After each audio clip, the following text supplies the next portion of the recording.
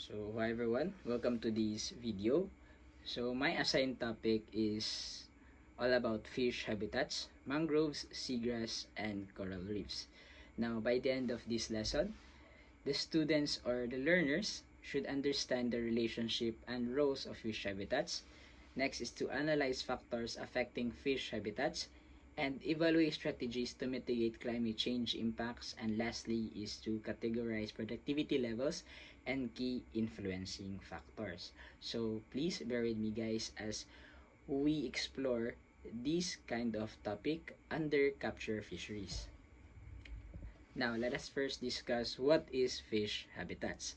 So, habitats are any area occupied or periodically or occasionally occupied by fish or marine vegetation or both.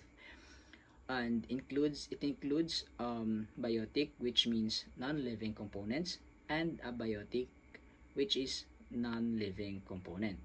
So, very clear naman guys that biotic is a living component and abiotic is non-living component. In relation to that, we have here the EFH, or also known as essential fish habitats. So EFH is like a real estate for fish. It includes all types of aquatic habitat and in practice specifies where a certain fish species lives and reproduce. Marine fish could not survive without these prime locations, and without essential fish habitats, our marine friends cannot survive without this. And the importance of essential fish habitats, or DFH, it supports fish life cycles, and also it supports biodiversity and conservation and ecosystem services, and lastly is for economic value. There are many reasons of why essential fish habitats is important to them, but let's just focus on this one. So what are those types of fish habitats? So I have here three types of fish habitats. First is mangroves, next is seagrass, and lastly is coral reefs. So all of these three is um, itatakil ko at i-explain ko sa inyo why these three are considered as the fish habitats.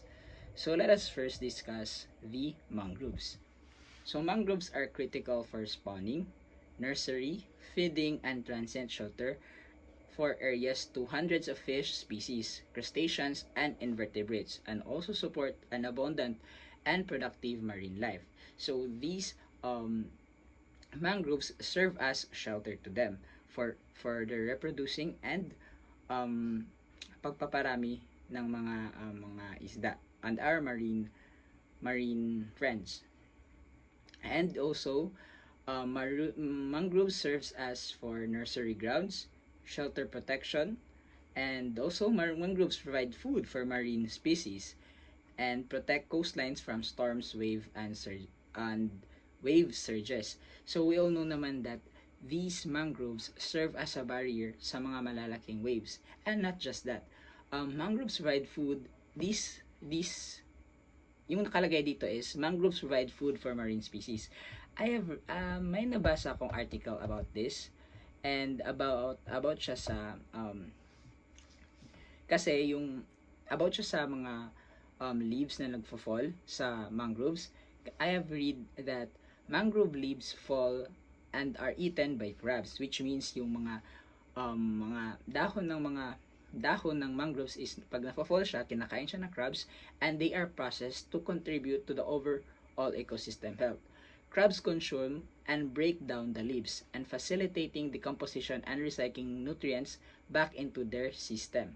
And additionally, crabs burrows and improve soil aeration, and their waste enriches the soil and supporting further mangrove growth. That's why yung mga pagbubutas ng mga crabs sa mga ponds natin is hindi po yan nakakasira. But nakakatulong po yan sa aeration at paglaki ng isang mangroves. Now back to the lesson guys. Back to the lesson.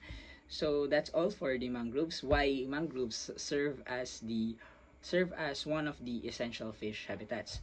So next we have seagrass. Seagrass are very important for food source and habitat for wildlife. supporting a diverse community of organisms, and it helps lessen the effects of strong currents and also provide a concealment and place for eggs and larvae attachment.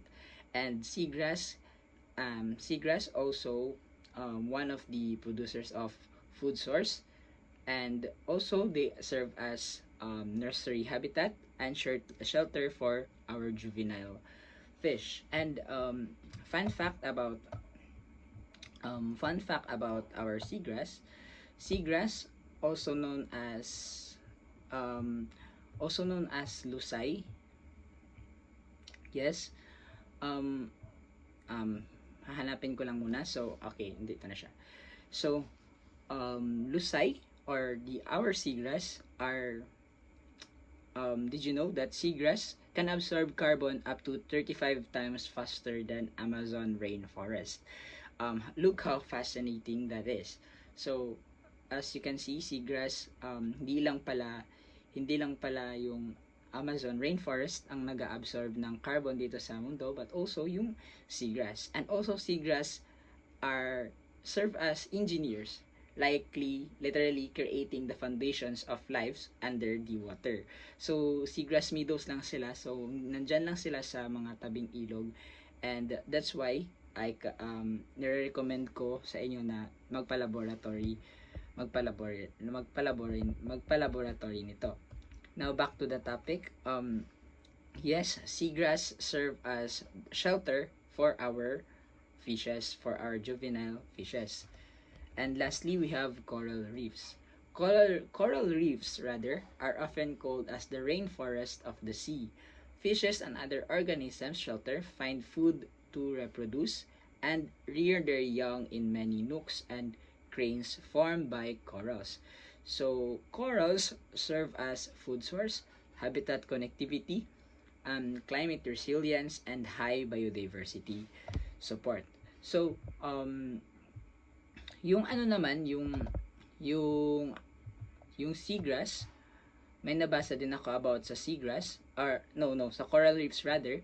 Coral reefs are vibrant underwater ecosystems formed by tiny animals called corals that secrete hard calcium carbonate skeletons. These reefs are crucial for marine-bodied marine biodiversity and coastal protection, supporting over 25% of all marine life and protecting coastlines from erosion from storm damage. And they are also play a important role for the climate regulation and capturing carbon dioxide. And not just yung lusay or seagrass ang nag-absorb, but also ito rin palang coral reefs.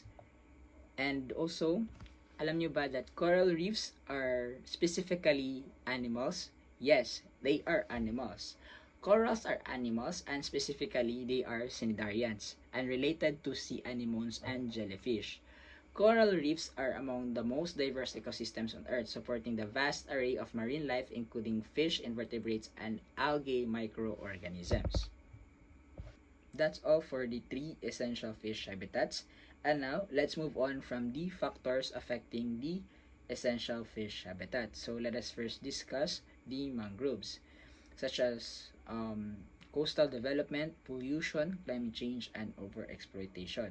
With this problem, dinidistrap nila yung ecosystem and habitats ng mga fish. And with this destruction, pwedeng mamatay or pwedeng masira yung pamumuhay nila doon. That's why may ginagawang batas ang government para ma-reduce ang ganitong mga gawain. Next is for seagrass, water quality degradation, coastal development, climate change, both propeller scarring, and invasive species. With this, it involves naman sa it involves the government kasi coastal development. That's why pinapatigil ang mga coastal development na maaaring makasira sa ating seagrass. With this, pwedeng maaari yung mga juvenile fish natin, and it may cause loss or pagkakulang ng mga fish na pinoproduce. And next is for the coral reefs. We have the climate change, overfishing, pollution, coastal development, and ocean acidification.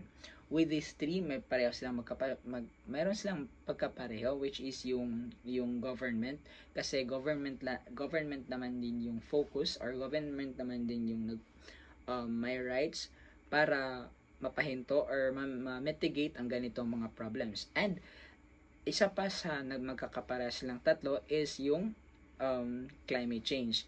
Yes, climate change hindi po natin masastop, but we can lessen the effect of it. Pwede natin siyang ma-lessen, but we can't stop climate change. And I have here also the strategies to mitigate the climate change effects on our essential fish habitats. So those problem is pwede naman natin siyang ma-stop. So I have here first the mangrove restoration. Rainforest mangrove areas, plant rainforest mangrove areas to enhance carbon sequestration and protect coastlines. Yun yung here in ZSMST, half of the polluted air is inaabsorb ng mangroves natin doon sa ZSMST. That's why we are keep on planting trees to help the city reduce its pollution. Next is the seagrass meadow and restoration. Transplant a native seagrass species and reduce nutrient runoff to promote healthy growth. Hindi wala pa ako nakitang ganito, but hopefully soon meron tayo dito sa school na magtanim ng seagrass meadow and restoration. And next is to protect marine protected areas, or our MPAs. So establish and manage MPAs to safeguard critical habitats from overfishing and pollution. And next is for sustainable fishing practices. Implementation of catch limits, gear restrictions, seasonal closures to maintain fish populations and habitats. In our previous lesson, diniscuss doon yung mga catch limits and yung mga gear restrictions, yung mga pinagbabawal na pagkuha ng mga isda kasi nakaka-disrupt yun sa ecosystem nila. And also maintain fish population and habitats. That's why may tinatawag tayo na open and closed season, para may chance silang makapag-reproduce at makahatch ulit, para yung catch natin is patuloy pa rin and hindi ito nagre-resulta ng pagkawala ng mga species na yon. And next is for the community engagement. Involve local communities in conservation efforts to foster stewardship and sustainable practice. I think with this is yung